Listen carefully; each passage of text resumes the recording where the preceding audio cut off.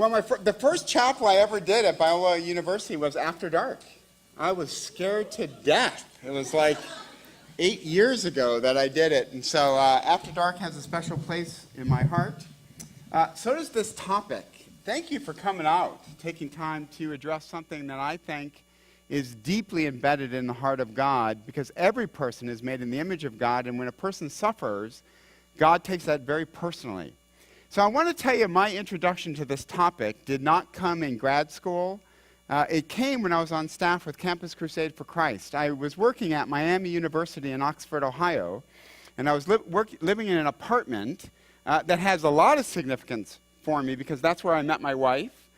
My wife literally moved into the apartment next to mine. It was like the Holy Spirit said, "This is not a drill," okay? So Noreen and I got a chance to work together. It was great. I lived with a very good friend of mine, John Maurer. He's on staff with Athletes in Action. He was a former wrestler. I'm a former wrestler. So we were ministering to Miami's wrestling team, and we'd often have them come over, move all the furniture out of the living room, and have wrestling matches right in our living room. And one time, John and I were wrestling, and he put my head literally through the wall and then yelled at me. He said, "Bro, look at the wall." And I'm like, "Look at the wall?" Well, I'll never forget, above us lived this couple. They weren't married, but they were living together, which is very common. Half the couples who get married in the United States live together first. So they were living together upstairs. He was a hockey player with Miami's team. And we seldom saw them, but often heard them. They would have these arguments upstairs that were very nasty, very verbal, and you couldn't help but hear them because they would come right down through the air ducts. We can almost hear every word that they said, and it got very ugly and a lot of profanity and a lot of nastiness until one day he was yelling at her. Then all of a sudden we heard this body fly up against the wall, and then there was dead silence, and then we heard this woman moaning. And so we thought to ourselves, "Oh my goodness, I bet you he just hit her." So we called 911.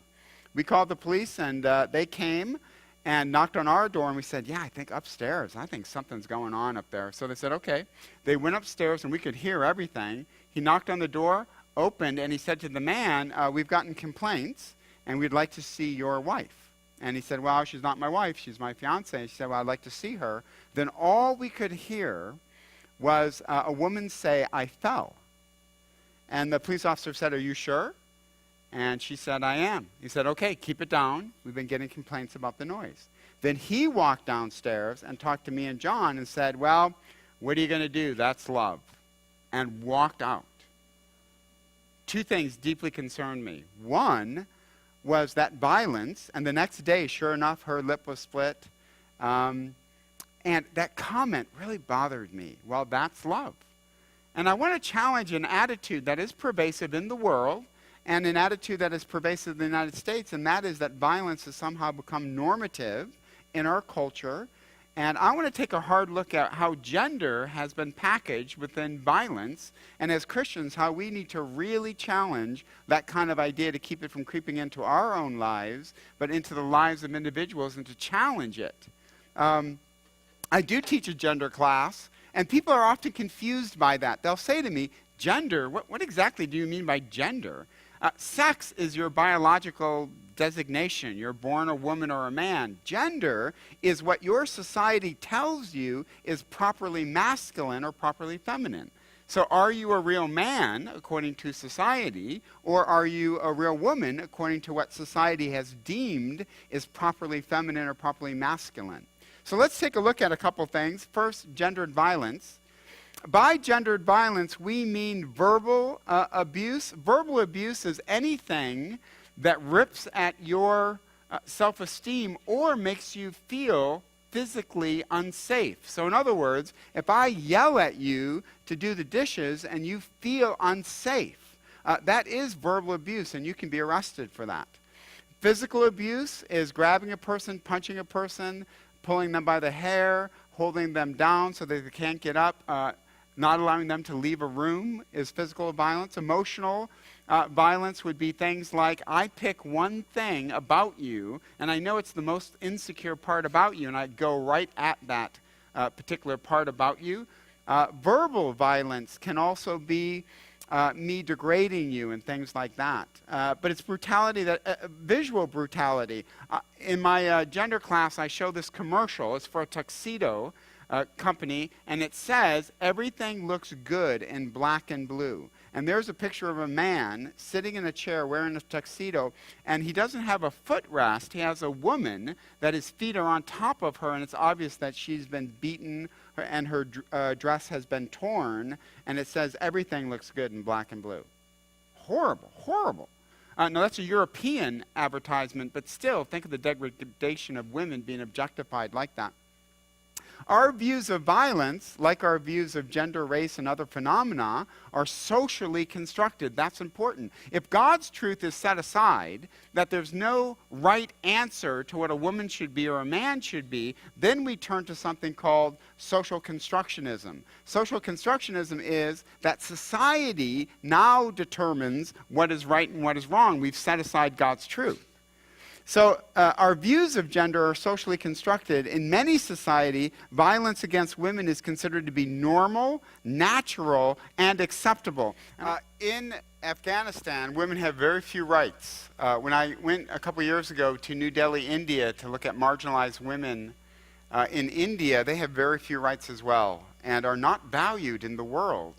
There's a very famous saying in India, "May you be the mother of 100 sons." Because daughters are seen as a liability due to the dowry system. And with that liability comes great risk, physical risk, verbal risk, and brutality is a way of life for many women across the world. By the way, this mirrors New Testament times. When the New Testament was being written, women had very little power. They often could not even give testimony in a court of law. They could be divorced for a very flimsy reason. If a woman was sexually assaulted, many Jewish rabbis would teach that it is the husband's right and duty to divorce her. And once a woman does not have a male advocate, she has no way to provide for herself nor her family. She'll have to go to the mother-in-law, most likely, and beg for her mercy and become a servant. So in the world, women, it's not safe in many ways. But what's gendered violence like in the United States? We know that in a lot of places it's difficult for women in the world, but what's it like here in our context? So gendered violence in America. Many women experience what we call gender intimidation. It occurs when members of one sex are treated in ways that make them feel humiliated, unsafe, or inferior because of their sex. I remember I was driving my mountain bike up Carbon Canyon Pass, and I came to a stoplight in a road, and a woman pulled up in a convertible, and to my other side was a group of guys in a truck, and the comments they were making towards her, very sexual, very inappropriate, and then you could just tell her getting nervous, and then she just very quickly took off to try to get away from that kind of context. We call that gender intimidation. Gender assault is sexual activity that occurs without the informed consent of at least one person. Sexual assault includes rape, incest, and coerced sex between dates, spouses, or strangers. Informed consent is incredibly important, ladies, for you to understand the full measure of what informed consent is. Informed consent can only be given by an adult, 18 years or older. It must be an adult with normal mental abilities. If that is at all impaired, that person cannot give informed consent. And lastly, ladies, if your judgment has been impaired by alcohol, any type of external thing that happens to you and you cannot give informed consent, that is by definition rape and sexual assault.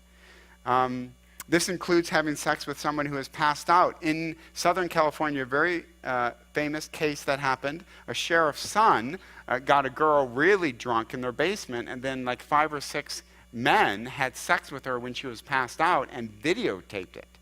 And they were prosecuted because she could not, even if she was promiscuous, going to the basement, even if she led them to the basement to have sex, once she is passed out, she no longer can give consent, and what they did was rape, and they were convicted.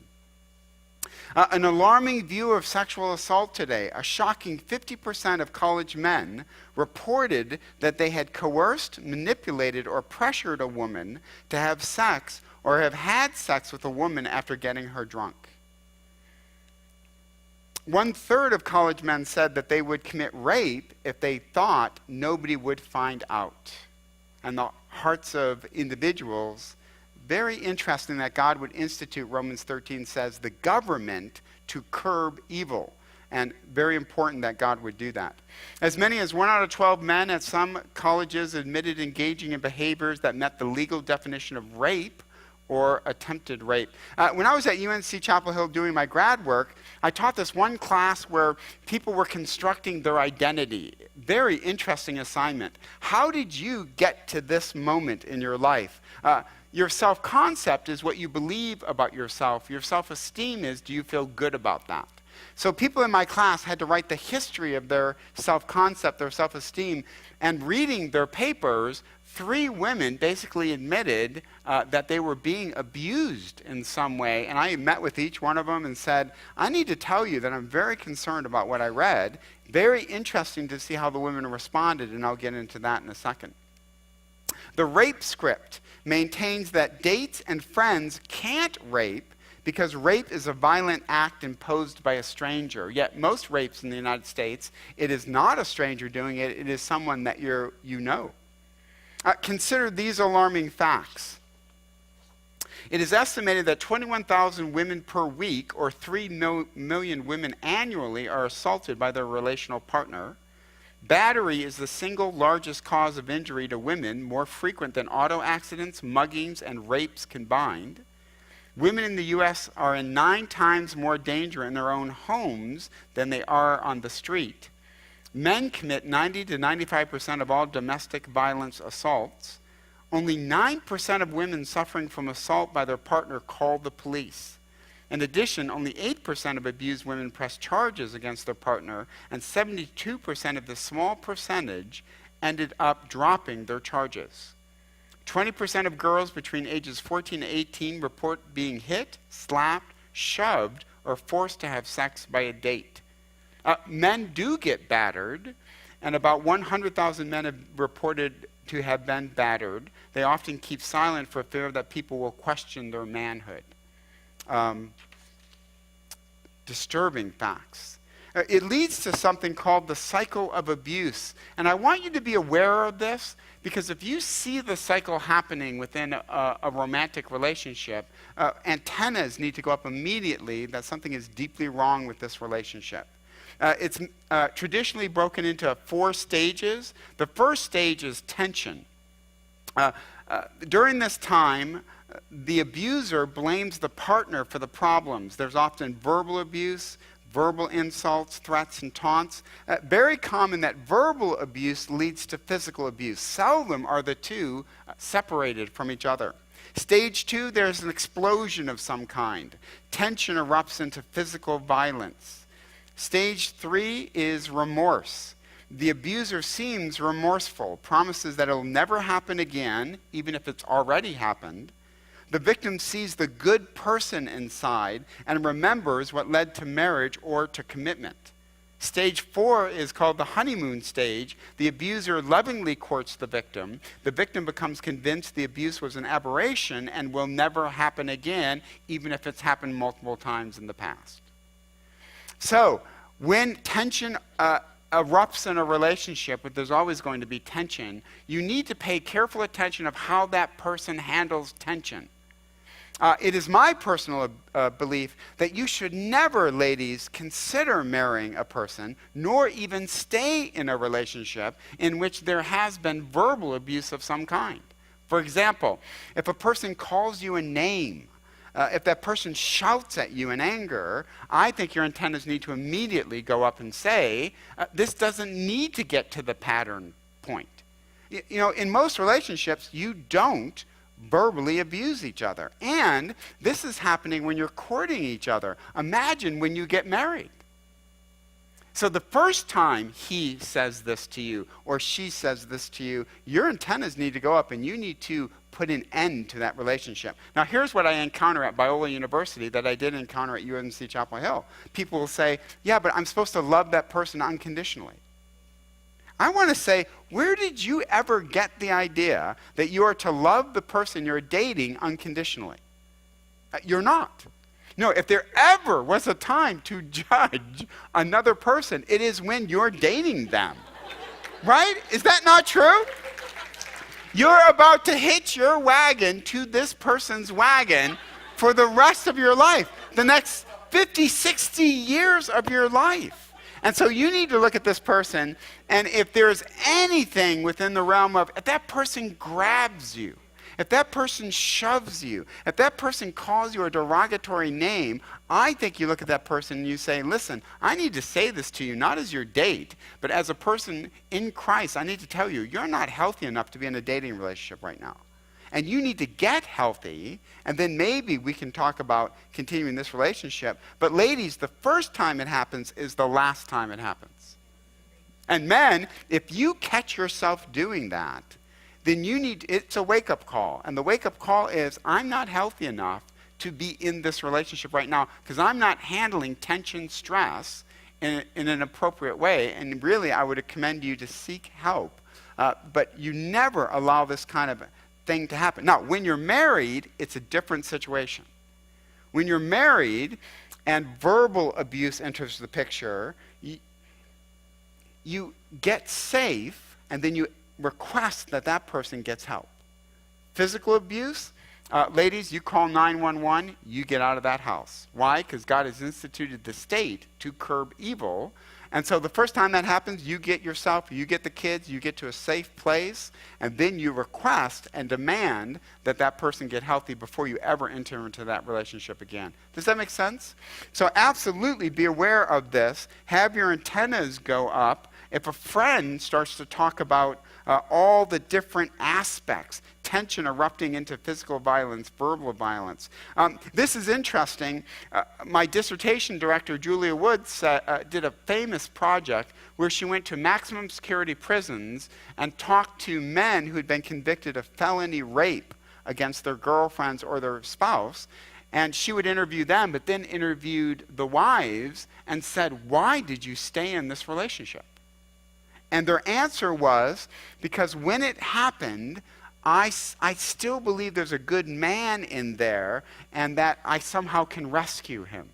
That's why I endured the rape and the beatings. And then some women even said, I'll be honest with you, the honeymoon phase is worth staying in the abusive relationship.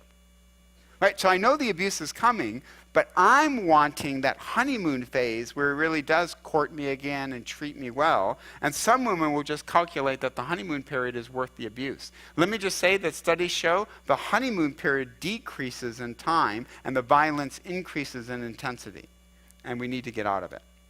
An alarming view of violence. A national surveys report that nearly 25% of women and 30% of men regard violence as a normal and even positive part of marriage. How disturbing is that? Now, I'm curious, where do we get that idea from? Right?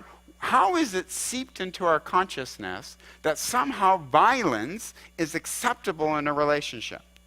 Well, in one of my classes, we talk about the effects of media today.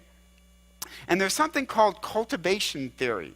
Cultivation theory is done by mass communication scholars, where they ask an interesting question. What is the cumulative effect of watching television? Now, we can talk about many forms of media, but without a doubt, what trumps the internet, what trumps anything, is the fact that television is the cultural language of the United States. I mean, how many of you can think back to your home of origin and you had more than 3 television sets in your house? Show of hands? Yeah, interesting. How many of you had more than 5? Show of hands. Yeah, we had 5. Right? Of course there was one in the living room. There's one in each of the bedrooms, one downstairs and one in the kitchen. I mean, I can't tell you how many dinners I had with Oprah. You know what I mean? there's Oprah, and we just have dinner watching, television. So television has a very powerful way of shaping reality. It's not limited to television, and many cultivation theorists also look at films have a powerful way, and especially when you realize that many films eventually make their way onto television. So cultivation is the cumulative process by which television fosters beliefs about social reality. A major claim of cultivation theory is that television cultivates or promotes a view of social reality that is inaccurate because viewers nonetheless assume that this synthetic reality actually is reality. Now, cultivation theorists, before we get to abuse, they have really done a great job for us as believers, because cultivation theorists will pick one thing, and that is sexual activity. And they'll say, you are buying into a reality that does not exist. For example, if you just looked at promiscuity on television, okay, it is the normative view from everything from the Big Bang Theory to Friends to, what's the hospital you would never go? Grey's Anatomy. Would you ever go there? Sex-crazed, dysfunctional, can't commit to save my life people, and Dr. Muehlhoff, we're going to be working on your heart today. Whoa. Okay, can you take a break from sex for 3 straight nights so you're healthy, and please wash your hands before. But why is that a synthetic reality? Because what is something you never see on television? Sexually transmitted diseases. You never see it. And people are very alarmed, not just Christians, but non-Christians are alarmed that we are sending the wrong message about sex, and the fact that we never have a discussion about sexually transmitted diseases, which, if you took AIDS out of the picture, we would be talking about diseases that are an alarming epidemic that is hitting college campuses today and our country, yet you never hear about it on very popular shows, often shows that are humorous. And in my persuasion class, we learned that humor is the first level of acceptance. So no doubt, cultivation theorists will say, television is creating in us a synthetic view of reality that is just not true. Now, let's consider the fact, how has that added to this disturbing statistic that 25% of women, 30% of men view violence as being normative? Very quickly, let's take a look at 3 clips, okay? One of the most iconic moments in Hollywood is James Cagney having a disagreement with a woman, and let's watch that famous scene.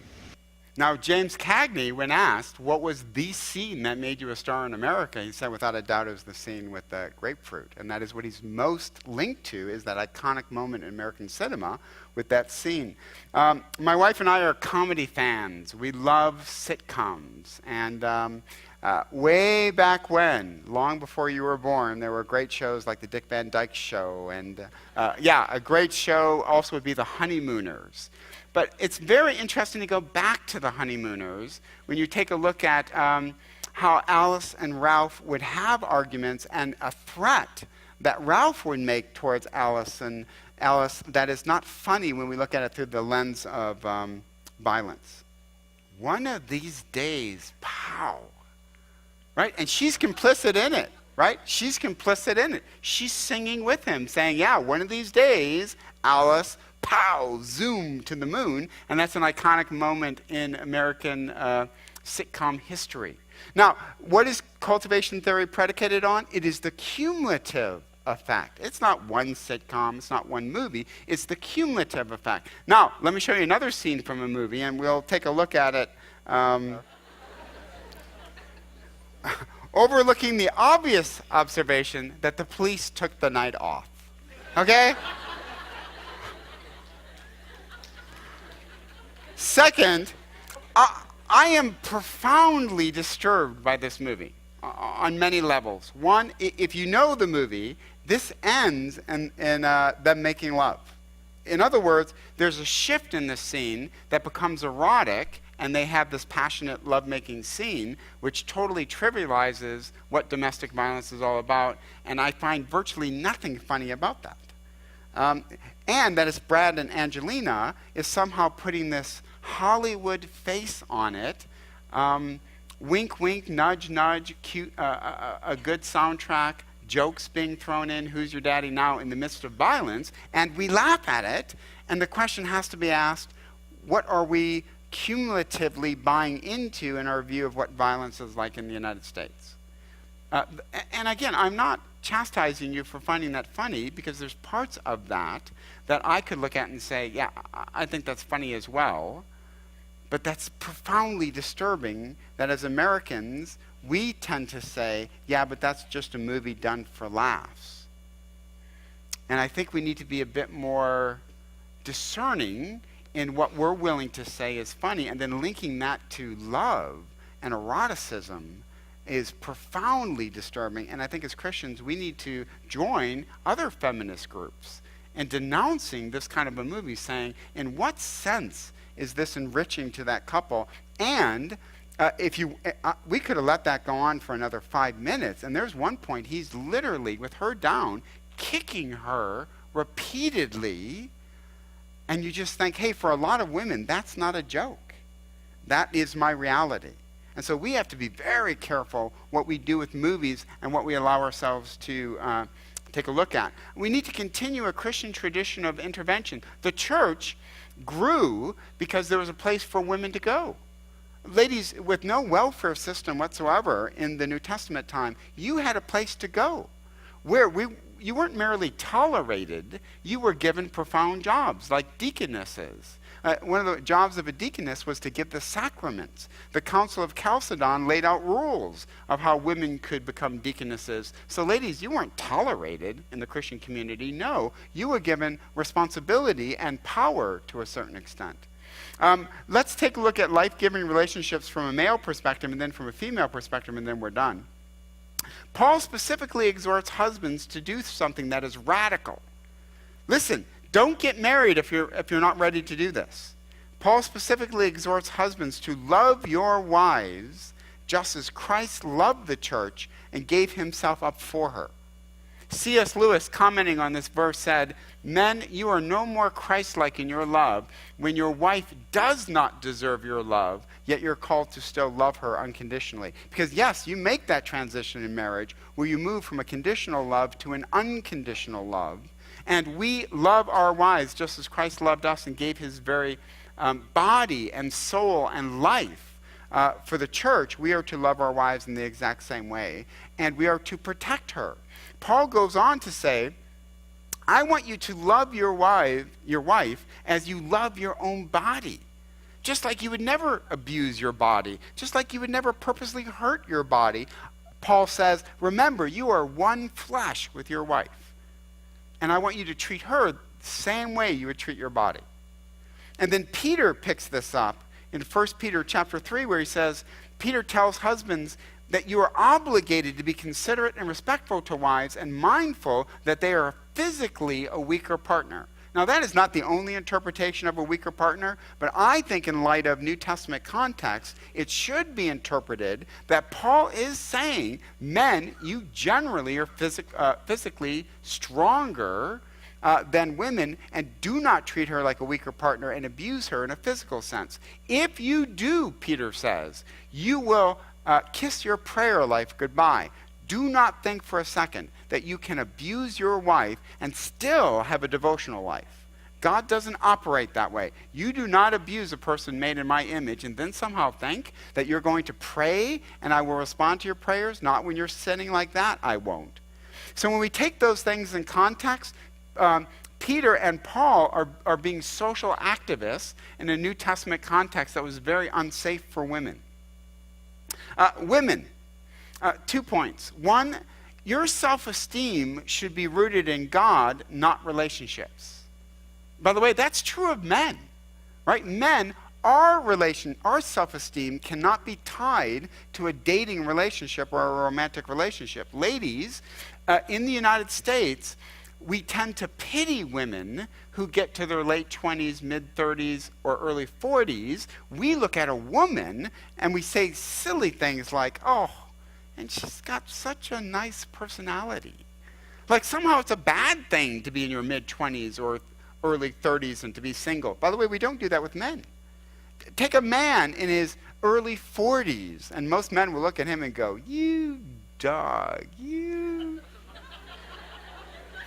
Right? We look at a woman in her early 40s and it's like, oh, hug. It's like. So your self-esteem, ladies, is not to be rooted in a relationship. And yet I meet men and women all the time at Biola University. You do not feel good about yourself if you're not in a dating relationship. Now, where do we get that idea from? We get it from our stars, right? Katy Perry is not even, they're not even officially divorced yet. She's in another relationship. Jennifer Lopez, not even divorced yet, must be in another relationship. We get this idea that, ladies, you're only valuable because you're in a relationship with the person. No, you're valuable because you're made in the image of God, and your self-image is rooted in the image of God. And of course, we're pro-marriage. Thank you. So your image is rooted in God. One of the most liberating verses of the New Testament, and one of the most liberating verses of women Christians in New Delhi is this. Paul says this: in Christ's perspective, there is neither male nor female. There is neither Jew nor Greek. There is neither slave nor free. You are all one in Christ Jesus. What a liberating comment to make in New Testament times, and a liberating comment to make in the United States, to say, ladies, God delights in who you are, and you do not need to be attached to a man to feel good about yourself. Second, there is zero tolerance for abuse in your relationship. Zero. If you're dating a man, do not have your self-image be so tied to that person that you would rather be in an abusive relationship than be alone. The first time there's verbal abuse, that relationship ends. The first time there's emotional abuse, that relationship ends. Or physical abuse, it ends. In good conscience, I would never tell you to marry a person in which there's a pattern of abuse in your relationship. I think that would be misguided. I think it would be wrong, and I think in the future it would be dangerous. Don't think that that's just going to go away. One psychologist said the future is now. You're seeing your future right now. Generally speaking, get healthy, get married. Biola University offers a variety of biblically centered degree programs, ranging from business to ministry to the arts and sciences. Visit biola.edu to find out how Biola could make a difference in your life.